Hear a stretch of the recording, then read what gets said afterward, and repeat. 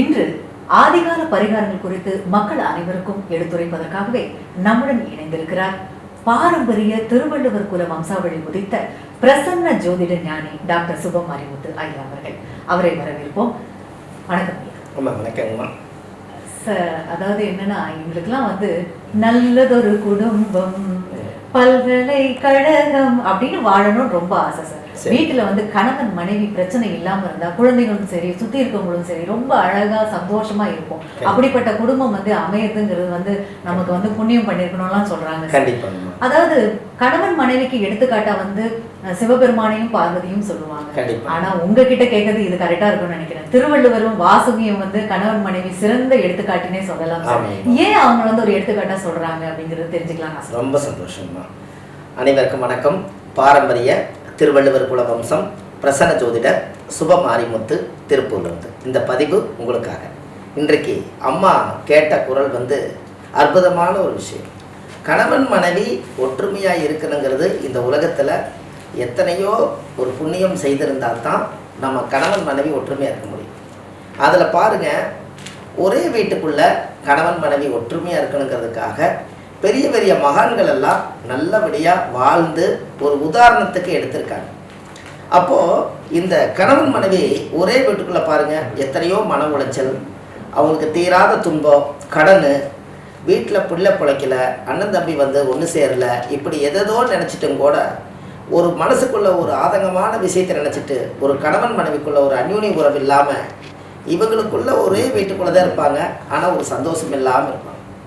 இதுக்கு எல்லாத்துக்கும் நாம் வாழ்கிற வாழ்க்கையில் ஒரு அர்த்தம் இருக்கணும்னா நம்ம ஒரு மகானை பார்த்து நம்மளும் வாழணும். இதுக்கெல்லாம் நல்லபடியாக வாழ்வதற்கு ஒரு மகானை பற்றி இன்றைக்கி சொல்கிறேன். திருவள்ளுவருடைய பாரம்பரியமாக திருவள்ளுவருடைய மனைவி வாசகி அம்மா. அந்த வள்ளுவர் வாசகின்னு எப்படி பேர் வந்ததுன்னு கேட்டிங்கன்னா, திருவள்ளுவர் ஒரு காலத்தில் அவர் சாப்பாடு சாப்பிடுவார், எப்பவுமே சாப்பிடுவார். அப்போது அந்த வாசகி அம்மா அவங்க சாப்பாடு போடுவாங்க. அப்போ வாசகி அம்மா ஒரு நீட்டாக சாப்பாடு போடுறதுக்கு முன்னாடி முதல்ல அவர் கிழக்கு முகமாக உட்கார வச்சு, எப்போவுமே அவரை கிழக்கு முகமாக தான் உட்கார வைப்பாங்க. சூரிய ஒளி அவர் மேலே படுற மாதிரி கிழக்கு முகமாக உட்கார்ந்து தலவாழ இலை விரித்து அதில் தண்ணி தொளித்து அதில் சாப்பாடு போட்டு பக்கத்துலேயே உட்காந்து பரிமாறுவாங்க. அப்போ திருவள்ளுவர் என்ன பண்ணுவார் அப்படின்னு கேட்டிங்கன்னா, ஒரு இடுப்பில் இருந்து ஒரு சோக்கனா பை மாதிரி ஒன்று வச்சுருப்பார். அதில் ஒரு ஊசி எடுத்து அந்த இலையில வச்சுருவார். அந்த தண்ணி ஒரு டம்ளர் அவரும் வச்சுருவார். அப்புறம் வாசகி அம்மா சாப்பாடு போடுவாங்க. அது சாப்பாடு போட்டாங்கன்னா மனசார சாப்பிட்டுட்டு அந்த தண்ணியை குடிச்சிட்டு அந்த ஊசி எடுத்து சோக்கடை பையில் வச்சுக்கிட்டே போவார். இப்படியே காலங்கள் ரொம்ப நாளாக போய்கிட்டே இருந்தது. ஒரு நாள் இறுதி நாள் நெருங்கி வருகிறது, இறைவன் அழைக்கும் தெரிகிறது. அந்த நாள் அவர் வரும்போது அந்த திருவள்ளுவர் பாரம்பரியமாக அவர் சாப்பாட்டு இருந்தவர் ஒரு நாள் கூப்பிட்டு, வாசகி அம்மா இங்கே வாமா அப்படின்னு கூப்பிட்டு, என்னுடைய மரணம் நெருங்கிருச்சு, எங்கூட இது வரைக்கும் நீ வாழ்ந்ததில் உனக்கு ஏதாவது குற்றங்குறைகள் ஏதாவது இருந்தால் சொல்லு, அந்த குற்றங்குறைகளை பார்த்து நான் அதையும் நிவர்த்தி பண்ணி கொடுத்துட்டு போகிறேன். குறையோடு ஒரு மனிதன் வாழ்ந்து போகக்கூடாதுங்கிறக்காகத்தான் நான் உன்னை இப்போ கூப்பிட்டு சொன்னேன்.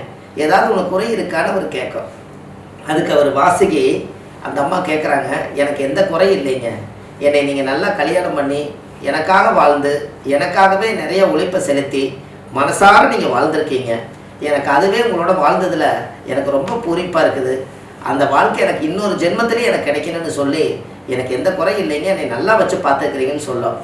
அதுக்கு அடுத்தபடியாக ஒரே ஒரு குறை வேணால் இருக்குது, அதை வேணால் கூட்ட கேட்டால் மன வருத்தம் ஆகுமா ஆகாதான்னு தெரியல, இருந்தாலும் ஒரு குறை இருக்குது, அந்த குறையை இப்போ நான் கேட்கலாங்களான்னு கேட்கும். கண்டிப்பாக கேளுமா அப்படின்னு அவர் சொன்னார். அப்போ அவர் சொன்னார், நான் சாப்பாடு போடும்போதெல்லாம் ஒரு ஊசி எடுத்து தலவாழை இலையில் வச்சுட்டு நீங்கள் சாப்பிடுவீங்க, அப்புறம் மறுபடியும் தண்ணி குடிச்சிட்டு அந்த ஊசி எடுத்து சோக்கடை பையில் முடிச்சு போட்டுட்டு போயிடுவீங்க. இப்படியே பண்ணிட்டு இருக்கிறீங்களே, இது எனக்கு இந்த ஊசி எடுத்து எதுக்கு இலையில வைக்கிறீங்கன்னு எனக்கு ஆதி காலத்தில் இருந்து இப்போ வரைக்கும் எனக்கு அர்த்தம் புரியல. அதுக்கு ஏதாவது உதாரணம் இருக்குதுங்களா, அதுக்கு ஏதாவது காரணம் இருக்குதான்னு கேட்கும். அதுக்கு அவர் வாசகியை பார்த்து திருவள்ளுவர் சொல்கிறார், அப்படியெல்லாம் ஒன்றும் இல்லைம்மா, என்னோட வாழ்ந்ததில் உனக்கு கோபம் வந்துருந்துச்சுன்னா, மனசுக்குள்ளே கோபம் இருந்தால், ஒரு பெண்ணோட மனசுக்குள்ளே கோபம் இருந்தால் அவங்களாம் முகத்தை பார்த்து காமிச்சா தான் உண்டு, இல்லைன்னா மனசுக்குள்ளே வச்சிருக்கிற கோபத்தை ஒரு ஆண்கள் கண்டுபிடிக்க முடியாது. அதனால நீ எனக்கு சாதம் படித்து போடும்போது நீ இலையில சாப்பாடு போடும்போது கோபத்தில் சாப்பாடு போட்டீங்கன்னா அந்த சாதம் வந்து மண்ணில் சிந்தும். அந்த மண்ணில் இருந்து அப்படியே சோறு எடுத்து சாப்பிட முடியாது. அதனால் அந்த ஒரு ஊசி எடுத்து அந்த பருக்கையை, அந்த அரிசியோட அந்த சோறு பருக்கையை அந்த ஊசியில் குத்தி இந்த தண்ணியில் அலசி உருவி போட்டு சாப்பிட்லான்னு நினச்சேன். இன்னைக்கு வரைக்கும் அந்த ஊசிக்கு வேலையில்லை, தண்ணிக்கு வேலையில்லை, நீ தான் உண்மையான வாசகின்னு சொன்னார். எனக்கு அருமை சார், அருமை சார். இவங்களை வந்து வழிபட்டா வந்து எங்களுக்கு வந்து குடும்ப ஒற்றுமை நிலவுமா சார்? அது கிடைக்குமா? அந்த அந்யோன்யம் தாங்கம்மா. இன்னைக்கும் பார்த்தீங்கன்னா அந்த ஊசிக்கு வேலையில, தண்ணிக்கு வேலையில உண்மையான வாசகின்னு சொல்லி அந்த சாதத்தை எடுத்து அவர் போடுறதுக்காக எடுத்து அப்போ ஒரு சோறும் கூட சிந்தாம அவர் போட்டிருக்கிறாருன்னா, அந்த வாசகி அம்மா ஒரு சாப்பாடும் கூட மண்ணில் சிந்தாம போட்டிருக்குன்னா அந்த அம்மா எப்படி பக்குவமா குடும்பம் நடத்தியிருப்பாங்கன்னு சொல்லுங்க. கண்டிப்பா சார். அதாவது கோபமே இல்லாம ஒரு வந்து பெண் வந்து இவ்வளவு நாள் வந்து வள்ளுவருக்கு வந்து பிடித்தமான ஒரு மனைவியா இருக்கிறது வந்து ஒரு பெரும் பேர் தான். அவங்களோட வாழ்ந்ததுல எத்தனையோ கோபங்கள் உலகத்துல வாழ்ந்திருக்கலாம். எத்தனையோ மனிதர்களோட அவங்க வந்து இந்த உலகத்துக்குள்ள வந்து ஒரு நல்ல பேரை சம்பாதிக்கிறதுக்கு பெரிய கொடுப்பனை வேணுங்க. அப்படி இருக்கிறதுல ஒரு வீட்டுக்குள்ள ஒரு நாளைக்கு 10 சண்டை 20 சண்டை வரும் காலத்துல ஒரு தடவையும் கூட முகஞ்சொலிச்சு சாப்பாடு போடாம கோபம் இல்லாம அவங்க வாழ்ந்துக்கிறாங்கன்னா, அந்த பெண்களாக இருந்து அவங்களுக்கு எவ்வளவு பொறுமையும் நிதானம் இருந்திருந்தா அந்த வள்ளுவருடைய மனைவி வாசகியா அந்த காலத்துல வரலாறு பெற்றிருப்பாங்க. அப்படி வாழ்ந்ததுனால தான் அன்னைக்கு என்ன சொல்லிட்டாங்கன்னா, வள்ளுவர் வாசகி போல நீங்க வாழணும், அப்படி வாழ்ந்தீங்கன்னா தான் உங்க வாழ்க்கை நல்லா இருக்குன்னு அன்னைக்கு எதுக்கு எடுத்தாலும் உதாரணம் வள்ளுவர் வாசகி போல வாழுங்கன்னு சொன்னாங்க. இவங்களை வழிபடுறதுக்குன்னு ஏதாவது சிறப்பு வழிமுறைகள் இருக்குங்களா? இது ஒரு திருவள்ளுவருடைய படத்தை வீட்டில் வச்சு சாமி கும்பிட்றாங்க. சில குடும்பத்தில் பெரிய பெரிய மகான் தானே நினச்சி கும்பிட்றாங்க. நம்மளுக்கு என்னென்னு கேட்டிங்கன்னா 1330 குறள் எழுதினவர் திருவள்ளுவர். அந்த 1330 குறள் திருவள்ளுவர் எழுதுனதுனால அந்த ஒரு திருக்குறள் புத்தகத்தை வாங்கி டெய்லி ஒரு குறள் படித்து இந்த உலக நன்னெறியாக வாழ்கிறதுக்காக ஒரு முறை ஒரு குறளை ஒரு நாள் படிச்சுட்டு அந்த விளக்கத்தை அறிஞ்சிட்டு வாழ்ந்தாங்கன்னா வள்ளுவர் வாசகி போல அவங்க குடும்பத்திலையும் ஒரு நிதானமான வாழ்க்கை வருங்கிறதுக்காக நீங்கள் ஒரு புக்கம் வந்துட்டு வாங்கி வீட்டில் வச்சு தினமும் ஒரு குறள் படிச்சுட்டு இருந்தால் அந்த வீட்டுக்குள்ள 1330 குறள் எழுதின திருவள்ளுவருடைய அந்த இயற்கையான அந்த வானில் இருக்கக்கூடிய சக்தி அந்த குடும்பத்துக்குள்ள அப்படியே இருக்குங்க. அந்த குடும்பத்துக்குள்ள அப்படியே இருக்கும்போது பிரச்சனைகள் வந்தாலும் கூட ஒரு திருவள்ளுவர் அதுக்குள்ளே குடியிருக்காரு, வாசகி அம்மா அதில் குடியிருக்காங்க. அப்போ அந்த குடும்பத்துக்குள்ள அவ்வளவு சீக்கிரம் பிரிவினை வராதுங்கிறதுக்கு ஒவ்வொரு வீட்லேயும் திருக்குறள் இருந்துச்சுன்னா அந்த வீட்டில் கணவன் மனைவி ஒற்றுமையாக இருப்பாங்க.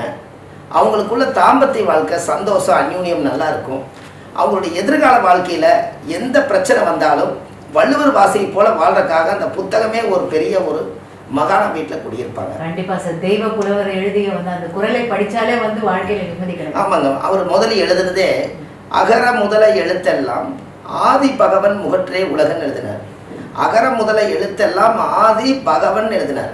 ஆதினா அவங்க அம்மா, பகவன்னா அவங்க அப்பா. ஆதி பகவன் முகற்றே உலகம், என்னுடைய பெற்ற தாய் தந்தை தவிர இந்த உலகத்துல எனக்கு வேற யாருமே தெய்வம் இல்லை அப்படின்னு முதல் குறள் தாய் தந்தைக்கு தான் முதல்ல எழுதினாரு. அவர் எழுதின அந்த 1.25 வரிக்குள்ள 1.25 ஏக்கராவுக்கு உண்டான அர்த்தம் அதுல இருக்குங்க. அந்த அளவுக்கு அவருக்கு வந்து அந்த ஒரு நுட்பமான அறிவுள்ள ஒரு மகான். இன்னைக்கு உலகத்துல அந்த காலத்துல பார்த்தீங்கன்னா அவருடைய அந்த வெள்ளை ஆடை உடுத்தி மனசுக்குள்ள வெள்ளை தூய்மையாக வாழணுங்கிறதுக்காக ஆதி காலத்திலேயே அவங்க வெள்ளை ஆடையை உடுத்துனாங்க. அதனால இன்னைக்கும் அது ஒரு நல்ல விதமாக போயிட்டு இருக்குது. ரொம்ப நன்றிம்மா. வணக்கங்க.